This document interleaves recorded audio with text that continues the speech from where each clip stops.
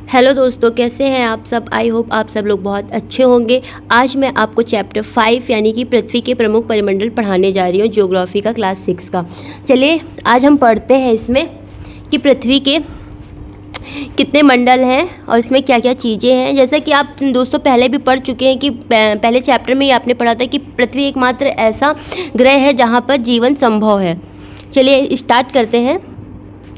पृथ्वी एकमात्र ऐसा ग्रह है जहां जीवन है। मानव यहां जीवित रह सकता है क्योंकि जीवन के लिए आवश्यक तत्व भूमि, जल तथा हवा पृथ्वी पर ही मौजूद है। दोस्तों ये तो आप लोगों को भी पता होगा कि हमारी पृथ्वी पर भूमि, जल तथा हवा तीनों मौजूद है, इसीलिए हमारी पृथ्वी पर जीवन संभव है और अन्य ग्रहों पर दोस्तों जीवन संभव नहीं है।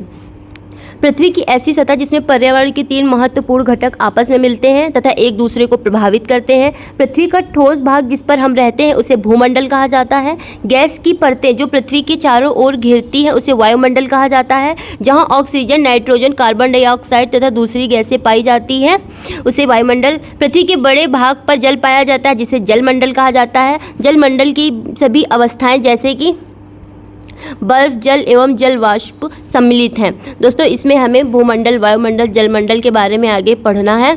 जीवमंडल एक सीमित क्षेत्र है जहां स्थल, जल एवं हवा एक साथ मिलते हैं, जहां सभी प्रकार के जीवन पाए जाते हैं। जैसा कि दोस्तों शब्दों के ग्रीक भाषा में लिथास का अर्थ है पत्थर, यानी भूमंडल को लिथास का अर्थ है पत्थर, और वायुमंडल को एटमॉस का अर्थ है वाष्प, हुडर का अर्थ होता है जल, बायोस का अर्थ है जीवन। क्या आप जानते हैं इससे और अधिक बना सकते हैं। दोस्तों अब हम चलते हैं भूमंडल के बारे में पढ़ेंगे और समझेंगे।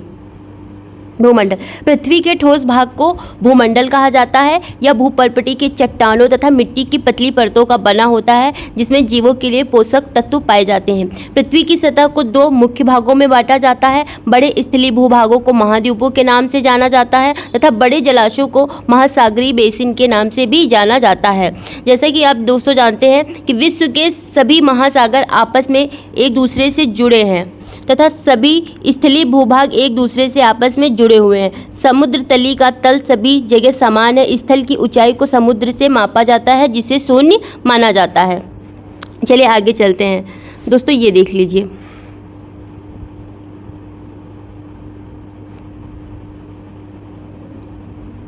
ये है। चलिए मैं आगे पढ़ती हूँ फिर मैं आपको समझाती हूँ।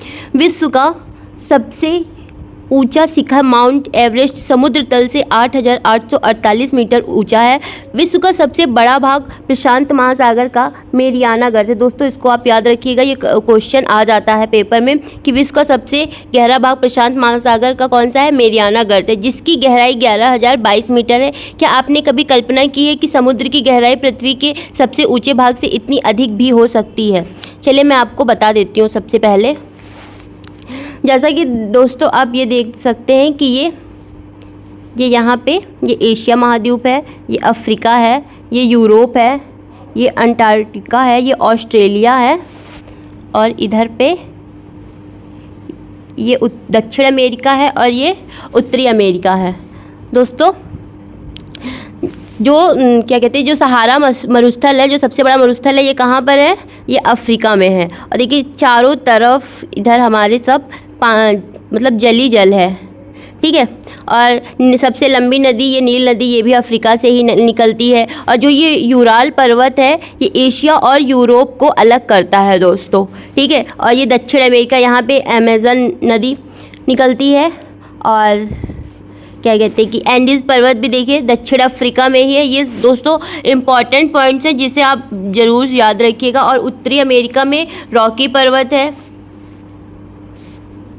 और दोस्तों एक बात और ध्यान रखिए, जो कर्क रेखा है, कर्क रेखा, विषुववृत्त और मकर रेखा, ये कौन से महाद्वीप से, जो तीनों मतलब किस महाद्वीप को काटते हुए निकलते हैं, तो वो कौन सा है, अफ्रीका महाद्वीप, जिससे तीनों ही रेखाएं गुजरती हैं, कर्क रेखा, विषुववृत्त रेखा और मकर रेखा, ठीक है दोस्तों। ऊपर के भाग को हम उत्तरी बोलेंगे और नीचे के भाग को दक्षिणी। तो दोस्तों दक्षिण की साइड में क्या है आपको बता देते हैं, कौन से महाद्वीप है दक्षिणी भाग में। ये एक ऑस्ट्रेलिया है और ये अंटार्कटिका है, ये दक्षिणी भाग में है। और उत्तर की ओर यूरोप है और एशिया है, ठीक है। अफ्रीका भी ऊपर उत्तर की ओर ही मानेंगे, ठीक है। और ये उत्तरी अमेरिका भी है, ठीक है दोस्तों। और ये देखिए, ये इधर तिब्बत का पठार है और ये हिमालय है इधर, ठीक है। ये इधर पे हिंद महासागर है, ये दक्षिण महासागर है और ये इधर प्रशांत महासागर है। दोस्तों ये मोस्ट इम्पॉर्टेंट पॉइंट्स है जिसे आप ज़रूर याद रखिएगा। चलिए अब हम आगे चलते हैं। दोस्तों क्या आप जानते हैं कि न्यूजीलैंड के एडमंड हिलेरी तथा भारत के तेंजिंग नोर्गे शेरपा 29 मई 1953 को पृथ्वी के सबसे ऊंचे शिखर माउंट एवरेस्ट पर चढ़ने वाले प्रथम व्यक्ति थे। यानी दोस्तों कि माउंट एवरेस्ट पर चढ़ने वाला प्रथम व्यक्ति कौन था? न्यूजीलैंड के एडमंड हिलेरी तथा भारत के तेंजिंग शेरपा चढ़े थे। कब चढ़े थे? 29 मई 1953, यानी 29 मई 1953। और आप ये पॉइंट याद रखिएगा दोस्तों। जापान की जुंको ताबेई विश्व की पहली महिला थी जिसने 16 मई 1975 पर एवरेस्ट पर पहला कदम रखा था। और दोस्तों भारत की बछेंद्री पाल महिला थी जिन्होंने 23 मई 1984 को एवरेस्ट पर अपना कदम रखा था। चलिए दोस्तों अब हम महाद्वीप की ओर चलते हैं। पृथ्वी पर 7 प्रमुख महाद्वीप है, जैसे कि मैंने अभी आपको ऊपर महाद्वीप के बारे में बताया कौन कौन से महाद्वीप हैं। ये विस्तृत जलराशि के द्वारा एक दूसरे से अलग हैं। एशिया, यूरोप, अफ्रीका, उत्तरी अमेरिका, दक्षिणी अमेरिका, ऑस्ट्रेलिया तथा अंटार्कटिका में विश्व के मानचित्र को देखिए तथा ध्यान दीजिए कि स्थल का बहुत बड़ा भाग उत्तरी गोलार्ध में पाया जाता है। ये देखिए दोस्तों, जो ये ऊपर की साइड है इधर पे भूस्थल ज़्यादा है और ये जो दक्षिण है यहाँ पे ज़्यादा से ज़्यादा जल ही भरा हुआ है, ठीक है। अब आगे चलते हैं। एशिया विश्व का सबसे बड़ा महाद्वीप है, इसको भी आप याद रखिएगा। यह पृथ्वी के कुल क्षेत्रफल के 1/3 भाग में फैला हुआ है। यह महाद्वीप पूर्वी गोलार्ध में स्थित है, मैंने आपको बताया है। और कर्क रेखा इस महाद्वीप से होकर गुजरती है। एशिया के पश्चिम में यूराल पर्वत है जो इसे यूरोप से अलग करता है। यूरोप एवं एशिया के संयुक्त भूभाग को यूरेशिया कहा जाता है। मैं आपको ये दिखा देती हूँ, ये देखिए, अभी मैंने आपको समझाया था कि ये यूराल पर्वत है, ये एशिया और यूरोप को अलग करता है। इसी भूभाग को यूरेशिया कहा जाता है दोस्तों, ठीक है। अब मैं आगे चलती हूँ। यूरोप एशिया से बहुत छोटा है। यह महाद्वीप एशिया के पश्चिम में स्थित है। आर्कटिक वृत्त इससे होकर गुजरता है। यह 3 तरफ जल से घिरा है, ठीक है। और फिर आगे चलते हैं। अब अफ्रीका एशिया के बाद विश्व का दूसरा सबसे बड़ा महाद्वीप है। पहला कौन सा है? एशिया है और दूसरा है अफ्रीका। विषुवत वृत्त या 0 अक्षांश इस महाद्वीप के लगभग मध्य भाग से होकर गुजरती है और अफ्रीका का बहुत बड़ा भाग उत्तरी गोलार्ध में स्थित है। यह एक ऐसा महाद्वीप है जिससे होकर कर्क, विषुवत तथा मकर तीनों रेखाएं गुजरती हैं। अभी मैंने आपको समझाया था, ये देखिए आप यहाँ पे अफ्रीका, ये अफ्रीका है, देखिए ये कर्क रेखा, ये विषुवत रेखा और ये मकर रेखा, ये तीनों ही रेखाएं अफ्रीका महाद्वीप से गुजरती हैं। और इसका दोस्तों ज़्यादा से ज़्यादा भाग उत्तर की साइड है, तो इसमें भूस्थल वाला भाग भी ज़्यादा ही है, ठीक है। अब हम आगे चलते हैं। अब हम पढ़ेंगे अफ्रीका। अफ्रीका एशिया के बाद विश्व का दूसरा सबसे बड़ा महाद्वीप है। हाँ, मैं इसको पढ़ चुकी हूँ। हाँ, इसमें तीनों रेखाएं गुजरती है। और सहारा का रेगिस्तान विश्व का सबसे गर्म रेगिस्तान है जो कि अफ्रीका में स्थित है। ये देखिए, मैंने आपको बताया था ना, ये देखिए, ये सहारा मरुस्थल, ये विश्व का सबसे गर्म हॉटेस्ट मरुस्थल है दोस्तों, अफ्रीका में है। और देखिए यहाँ पे ही सबसे लंबी नदी नील नदी पाई जाती है, ठीक है। और यहाँ पे ड्रेकेंसबर्ग पर्वत भी पाया जाता है, ठीक है। अब हम आगे चलते हैं। हाँ, विश्व की सबसे लंबी नदी नील नदी अफ्रीका से होकर गुजरती है। कर्क रेखा, मकर रेखा तथा विषुवत वृत्त इनके किन किन भागों से होकर गुजरती है ये मैं आपको बता चुकी हूँ। उत्तरी अमेरिका विश्व का तीसरा सबसे बड़ा महाद्वीप है। उत्तरी अमेरिका दोस्तों विश्व का तीसरा सबसे बड़ा महाद्वीप है। यह उत्तरी अमेरिका से एक सक्रिय स्थल से जुड़ा हुआ है जिसे पनामा स्थल संधि कहा जाता है। यह महाद्वीप पूरी तरह से उत्तरी एवं पश्चिमी गोलार्ध में स्थित है। यह महाद्वीप 3 महासागरों से घिरा है। क्या आप इन महासागरों के नाम बता सकते हैं? ये देखिए, ये उत्तरी अमेरिका है, ये दक्षिणी अमेरिका है और ये स्थल संधि है। भारत एवं श्रीलंका के बीच की जल संधि का नाम बताओ। ये देखिए, ये बंगाल की खाड़ी है। जल संधि पानी का सकरा भाग होता है। ये 2 बड़ी जलराशि जैसे समुद्रों तथा महासागरों को एक ओर से जोड़ता है। इसमें कौन कौन से देखे, ये इधर बंगाल की खाड़ी है और ये अरब सागर है, ठीक है, और ये श्रीलंका है, ठीक है दोस्तों। अब हम आगे चलते हैं। दक्षिण अमेरिका का अधिकांश भाग दक्षिणी गोलार्ध में स्थित है। इसके पूर्व पश्चिम में कौन से 2 महासागर, क्या कहते हैं, कौन से 2 महासागर स्थित है? इधर दिखाते हैं हम आपको। ये देखिए, ये दक्षिण, इधर है दक्षिण महासागर और इधर है प्रशांत महासागर, ठीक है, दक्षिण महासागर और प्रशांत महासागर।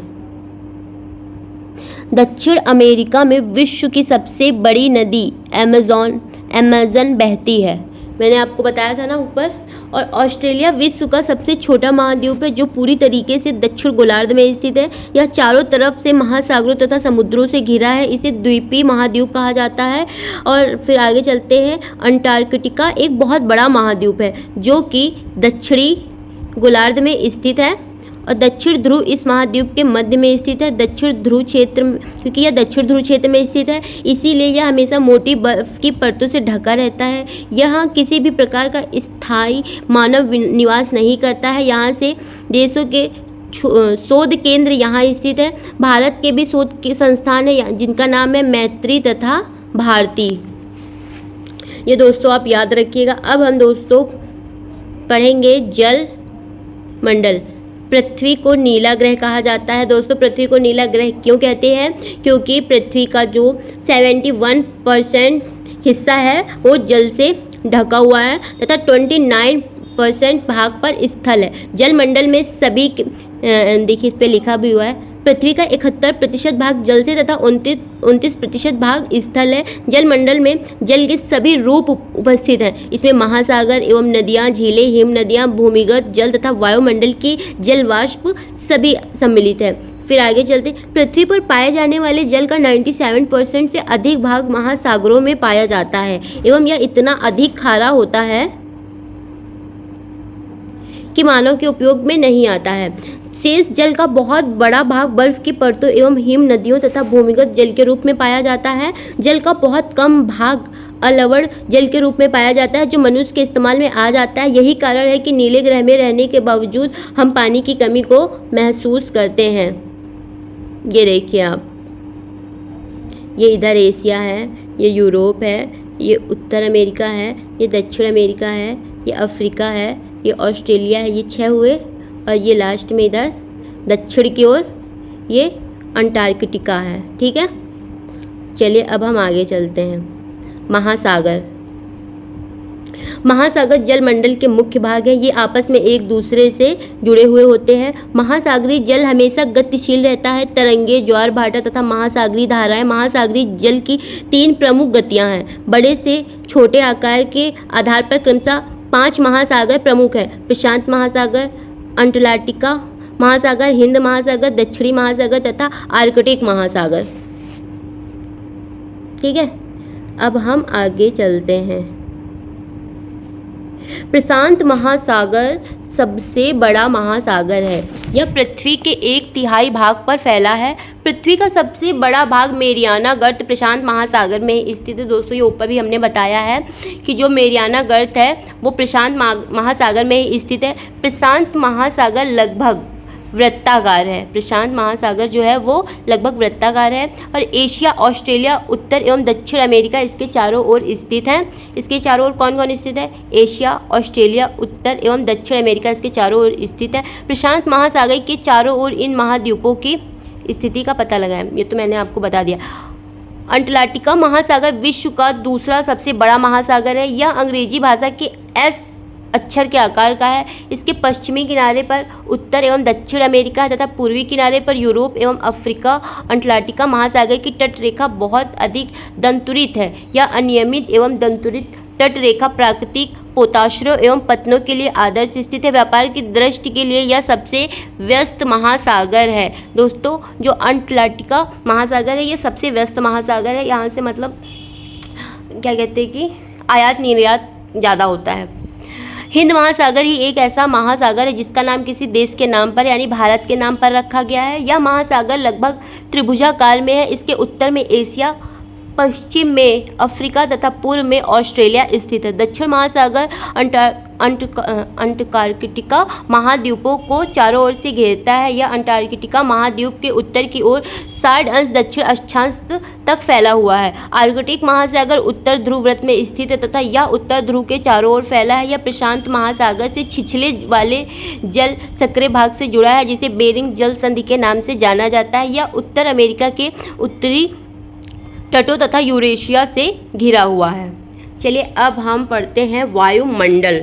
दोस्तों, अब हम पढ़ेंगे वायुमंडल। हमारी पृथ्वी चारों ओर गैस की एक परत से घिरी हुई है जिसे वायुमंडल कहा जाता है। दोस्तों, हमारे वायुमंडल में अनेक तरीके की गैस होती हैं। ठीक है, वायु की यह पतली परत इस ग्रह का महत्वपूर्ण एवं अटूट भाग है। यह हमें ऐसी वायु प्रदान करती है जिससे हम लोग सांस लेते हैं। यह वायुमंडल हम लोगों को सूर्य की कुछ हानिकारक किरणों से बचाता है। वायुमंडल 1600 किलोमीटर की ऊंचाई तक फैला है। वायुमंडल को उसके घटकों, तापमान तथा अन्य के आधार पर 5 परतों में बांटा जाता है। दोस्तों, वायुमंडल को हम 5 भागों में बांटते हैं। वो कौन कौन से हैं? क्षोभ मंडल, समताप मंडल, मध्य मंडल, आयन मंडल तथा बहिर्मंडल। चलिए अब हम देख लेते हैं। इधर ये देखिए, ये सबसे नीचे होता है क्षोभ मंडल। ठीक है, फिर ये है समताप मंडल, फिर ये है मध्य मंडल। ठीक है, फिर ये आयन मंडल और सबसे बाहरी भाग को ही हम बहिर्मंडल कहते हैं। ठीक है, अब आगे चलते हैं। वायुमंडल मुख्यतः ऑक्सीजन एवं नाइट्रोजन का बना है जो कि साफ तथा शुष्क हवा का 99% भाग है। आयतन के अनुसार नाइट्रोजन 78% एवं ऑक्सीजन 21% तथा दूसरी गैसें जैसे कार्बन डाइऑक्साइड, आर्गन इत्यादि की मात्रा 1% है। दोस्तों, हमें ये ज़रूर याद रखना क्योंकि कभी कभी पूछ लेते हैं कि नाइट्रोजन का कितना भाग है, तो हमें ये याद रखना है 78% और ऑक्सीजन कितनी पाई जाती है हमारे वायुमंडल में 21%।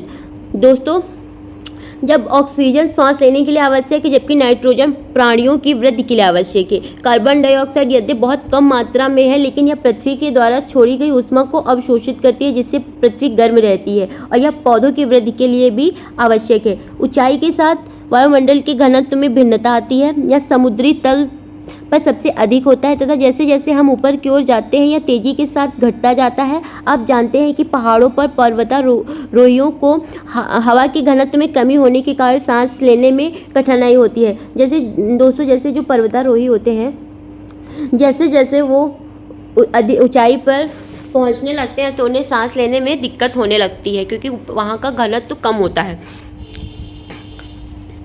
अब हम आगे चलते हैं। ऊंचाई पर सांस लेने के लिए उन्हें हम अपने साथ ऑक्सीजन सिलेंडर ले जाना पड़ता है। ये देखिए, इसमें आप बहुत अच्छे से समझ सकते हैं। ठीक है, ये है वायुमंडल, ये है स्थल मंडल और ये है जलमंडल। ठीक है, जलमंडल में मछलियाँ पाई जाती हैं और तरह तरह के जलीय जीव, मगरमच्छ हो गया, मछलियाँ हो गया, बहुत सारी चीज़ें हैं, बहुत सारी ऐसे हैं जो जलमंडल में पाए जाते हैं। और वायुमंडल में पक्षी वगैरह होते हैं, स्थल मंडल में ये जानवर। ठीक है दोस्तों, अब हम आगे चलते हैं। कोई कोई जानवर दोस्तों ऐसा होता है जो जलमंडल में भी रह सकता है, स्थल मंडल में भी रह सकता है और वो वायुमंडल में भी रह सकता है।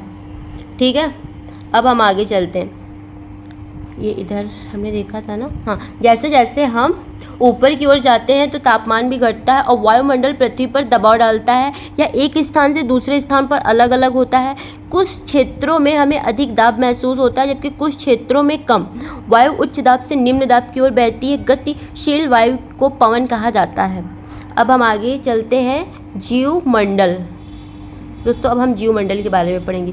जीवमंडल जल तथा हवा के बीच का एक सीमित भाग है। यह वह भाग है जहाँ जीवन मौजूद है। यहाँ जीवों की बहुत सी प्रजातियाँ हैं जो कि सूक्ष्म जीवों तथा बैक्टीरिया से लेकर बड़े स्तनधारियों के आकार में पाई जाती है। मनुष्य सहित सभी प्राणी जीवित रहने के लिए एक दूसरे से तथा जीवमंडल से जुड़े हुए हैं।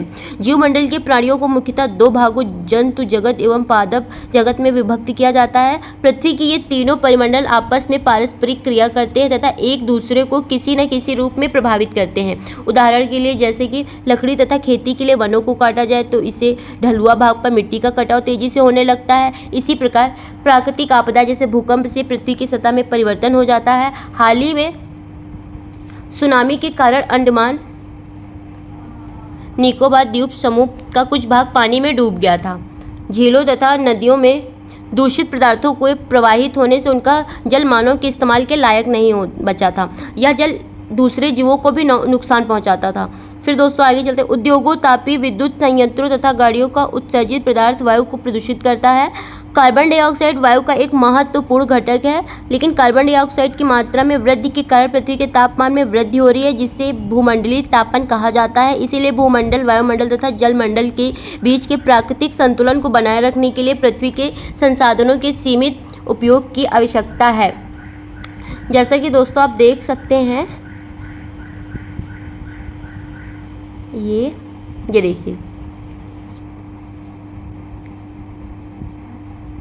ये बहिर्मंडल है, ये आयन मंडल है, ये मध्य मंडल है, ये समताप मंडल है और ये क्षोभ मंडल है।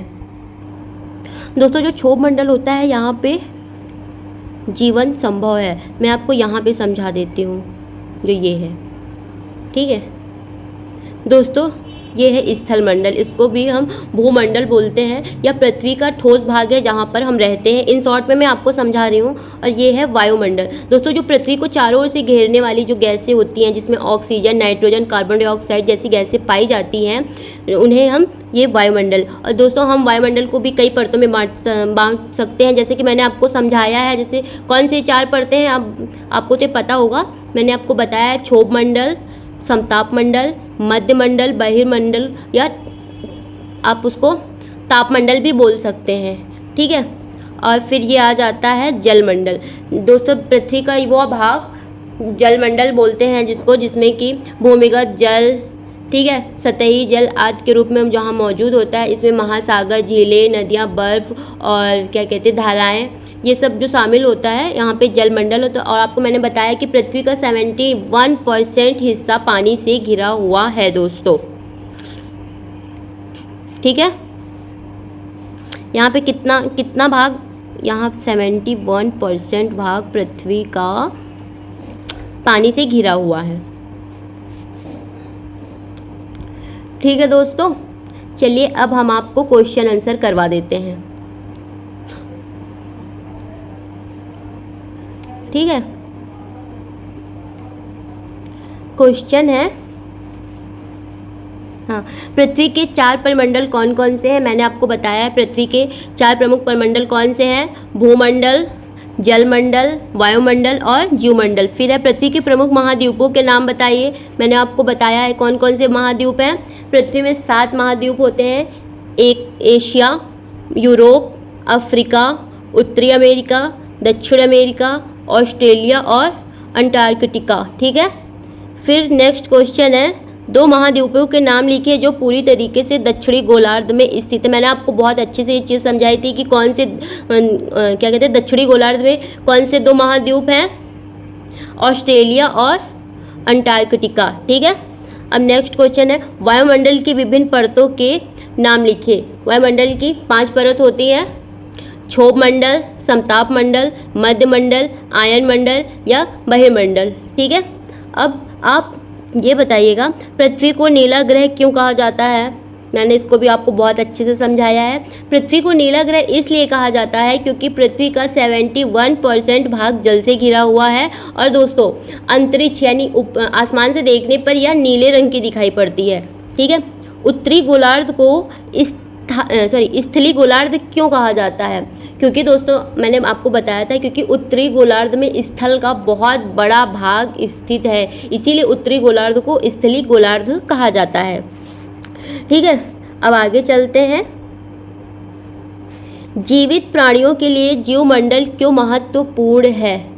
दोस्तों मैं आपको फिर से थोड़ा समझा देती हूँ। जीवमंडल जो होता है वह जल एवं हवा के बीच का एक सीमित भाग है। यह वह भाग है जहाँ जीवन मौजूद है, यहाँ जीवों की बहुत सारी प्रजातियाँ पाई जाती हैं, जैसे कि मनुष्य सहित बहुत सारे प्राणी जीवित रहने के लिए एक दूसरे के साथ तथा जीवमंडल में ही ये लोग रहते हैं। इसीलिए जीवित प्राणियों के लिए जीवमंडल बहुत ही इम्पॉर्टेंट है। अब देखिए आगे चलते हैं।